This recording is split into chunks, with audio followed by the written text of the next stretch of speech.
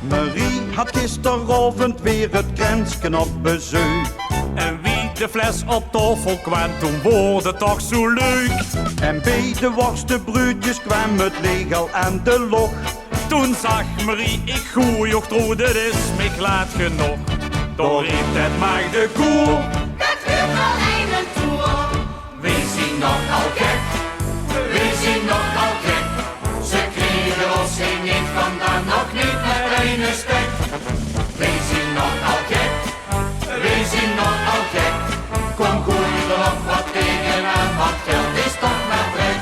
En wij het ooit het zo goed gehad, van alles zat, voor ieder wat.